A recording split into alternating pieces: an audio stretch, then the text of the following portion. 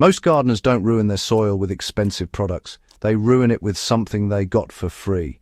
That free potash fertilizer sitting in a bucket next to your shed, wood ash, is one of the fastest ways to quietly destabilize a productive garden. I've tested it in backyard plots, raised beds, and even ran controlled trials alongside hydro systems just to understand its behavior. Used correctly, it can help. Used casually, it can stall growth, lock out nutrients, and in some cases set your soil chemistry back years. If you're serious about results and not just following recycled gardening tips, subscribe now. On this channel, we break down what actually happens in real soil, not what sounds good in theory. Let's call wood ash what it is. Wood ash is primarily a liming agent with a potassium bump attached. Yes, it contains soluble potassium. That's why people call it free potash. But chemically, it behaves much closer to agricultural lime than a balanced fertilizer. The calcium carbonate and oxides in ash are what drive the big changes, and those changes are not subtle. In a controlled raised bed test I ran a few seasons ago, I applied 2 pounds of sifted hardwood ash to a 4x8 bed, 32 square feet. The soil started at 6.5 pH, which is right in the sweet spot for most vegetables. Within 8 weeks, pH climbed to 7.4. Potassium levels increased, yes, but iron availability dropped, and by mid-season, my peppers were showing interveinal chlorosis on new growth. Same compost, same irrigation schedule, same variety. The only variable was ash. This is where the free part gets expensive. When pH rises above roughly 7.2, micronutrients begin to tie up. Iron, manganese, zinc, and even phosphorus become less available depending on soil type. The soil test may show adequate levels, but the plant can't access them efficiently. That's when growers start chasing deficiencies with foliar sprays or bottled nutrients, not realizing they cause the imbalance upstream. Now let's talk about the potassium itself, because that's why most people use ash in the first place. Potassium is critical for fruit development, water regulation, and overall plant resilience. Tomatoes, potatoes, peppers, these crops respond well to adequate potassium. But here's the trade-off: wood ash delivers potassium alongside a heavy alkalizing effect. If your soil already sits at 6.8 or 7.0, you don't need the pH shift that comes with that potassium. In my in-ground garden plot, about 300 square feet, I tested a controlled application of 5 pounds of ash spread evenly and incorporated into the top 3 inches in late fall.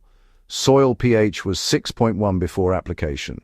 In that case, the spring reading was 6.5. That was appropriate and beneficial.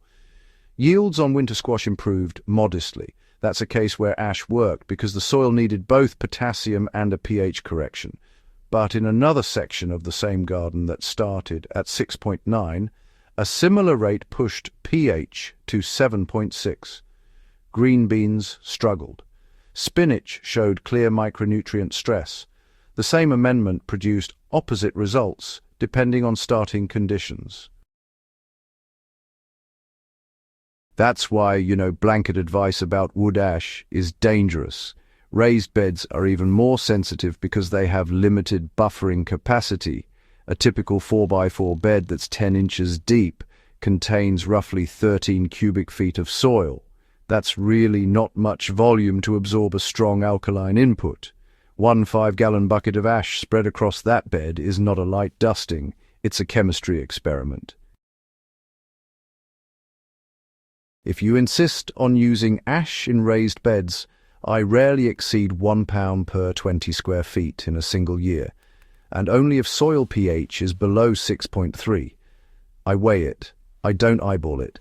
I apply it in late fall, lightly rake it in, and let winter moisture integrate it gradually. I never side dress active crops with ash. It's just too caustic and too unpredictable. And here's something most gardeners overlook: salt load. Wood ash contains soluble salts. In sandy soils, those salts can leach quickly with heavy watering, sometimes beyond the root zone.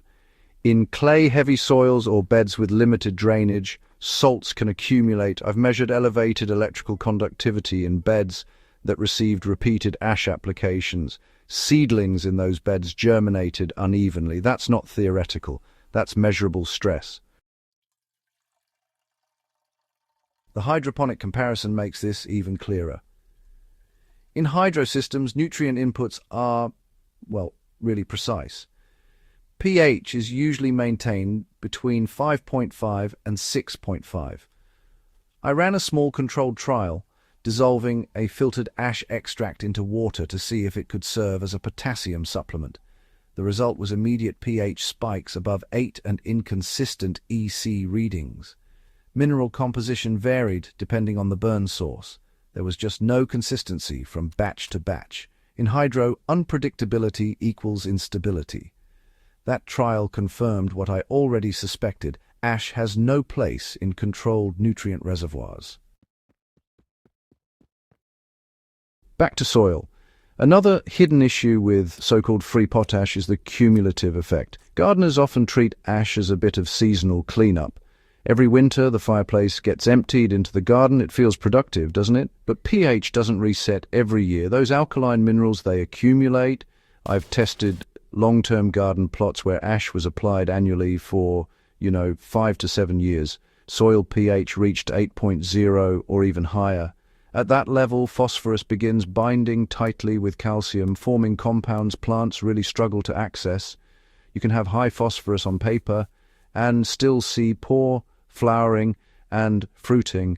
That's when growers start adding bone meal or other phosphorus sources, just compounding the imbalance. There's also the microbial angle. Slightly acidic soils tend to support a stronger fungal network, which is important for long-term soil structure and nutrient exchange. When you push soil toward alkaline conditions, bacterial populations tend to dominate. That shift isn't automatically bad, but it does change decomposition rates and organic matter stability. In one of my trial beds with repeated ash use, organic matter broke down faster, but soil crumb structure weakened over time. Water infiltration declined slightly despite high compost inputs. So what actually works if you want potassium without, wrecking your soil's pH? If your soil test shows adequate pH but low potassium, use targeted sources. Sulfate of potash is honestly pretty predictable. Green sand works slowly but doesn't spike pH at all. Even composted plant residues can contribute meaningful potassium without aggressively altering your soil chemistry. If your soil is genuinely acidic below 6.0 and low in potassium, wood ash can serve a dual purpose, but you've got to calculate your rate carefully. For most garden soils, 5 to 10 pounds per 1,000 square feet will raise pH slightly while adding potassium. In small backyard beds, that really just translates to a few pounds total, not repeated heavy layers, and always confirm with a soil test the following season. Don't assume, measure. The deeper lesson here isn't that wood ash is evil. It's that so-called free inputs often carry hidden costs. Soil chemistry has momentum. Every amendment pushes it in a direction. If you don't know your starting point, you're not managing a garden, you're gambling. The most productive gardens I've worked with over the years weren't fed with the most inputs. They were, honestly, adjusted with the most restraint. Growers tested, calculated, and corrected only when necessary. They treated soil like a long-term system, not a dumping ground for whatever was available. If this helps you rethink that bucket of ash sitting by your shed, go ahead and subscribe to the channel and share this with another serious gardener. The goal isn't just saving money on fertilizer, it's growing better food year after year because you actually understand what's happening beneath the surface. Practical knowledge builds resilient soil, and resilient soil builds everything else.